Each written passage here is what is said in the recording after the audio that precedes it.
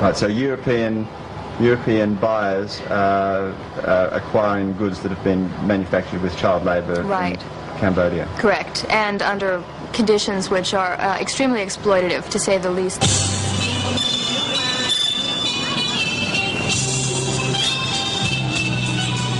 The only difference between working in a garment factory and working in a brothel is that there's very little chance of catching AIDS in a garment factory. And I realise now that 50% of the prostitutes in Tulk, the brothel area that I've been filming in, are HIV positive. 50% of the girls in this particular brothel are HIV positive. 50% of the girls that seem to be enjoying their lives as prostitutes are HIV positive, will develop AIDS, will die of AIDS, and before they die, they will pass AIDS on to the young men that visit them. These young men will pass the virus on to their wives and possibly on to their children. And although I've become very cynical about the many reports read while I was in Cambodia, there was one that I was not at all cynical about, which predicted more Cambodians would die of AIDS than were killed during the genocidal reign of Pol Pot. Sent Tia back to the brothel, and the following day I ran into him on the streets of Tulk, and he had some rather alarming news for me. She's a virgin, so I cannot take her. She's a virgin? Yes, sir. They want $500 for me, so I cannot take her. Now, I couldn't understand how Shrink could possibly be a virgin, but I now realise that I'd never once seen her with a man in my various different visits to the brothel. There was one occasion when I saw her with a young man just wrestling on the couch in a playful way, but I know that she didn't wind up taking this young man to her room. I believe she's a virgin now. I do believe that.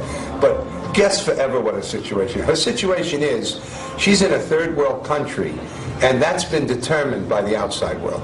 That hasn't been determined by Cambodia. That's the bottom line. We in America, we in England and Australia and France, a lot of us, not all of us, our comforts are based on their discomforts.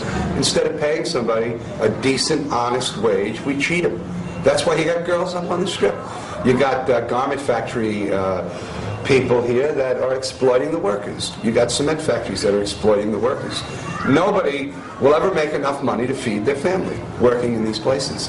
And that's being done by countries that are either developing countries or are considered industrial powerhouses of the world.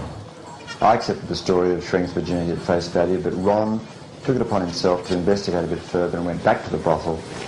And as I was to discover, nothing in Cambodia is quite as simple as it seems at first to be. I asked a friend to go over there with me, and with me there, without any pretense, he insisted on sleeping with her, have her massage him, and without any coaxing, without any difficulty, she went right with him. How do you explain then her attitude now towards me? Because it seemed if she was a virgin that her behaviour towards me made sense. Now it doesn't make sense to me anymore. Okay, I'm going to try to make it make sense to you. Her attitude towards you is the third world's attitude towards you and I, and that is, for them, it's survival, and we are a link to their surviving. Just like the young man you asked, or we asked to go there and check it out, he saw us as survival. And so he went in there and came back with the story, she's a virgin. And if you want to get her out, it's $500. So...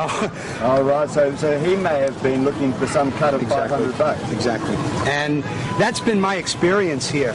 And it takes a long time not to take that personal. It takes a real long time not to think everybody's trying to use you. And because they are. Everybody is. Or everybody's lying to me, because they are. They are lying to you. But it's not to hurt you. It's to help them. And they try to say what they think we want to hear. That's the most important thing.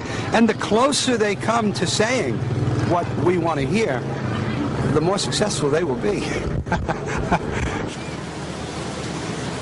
It was clear to me now that in a country that doesn't administer its own laws which prohibit child prostitution, that once a young girl like Shring goes into a brothel, there's nothing that someone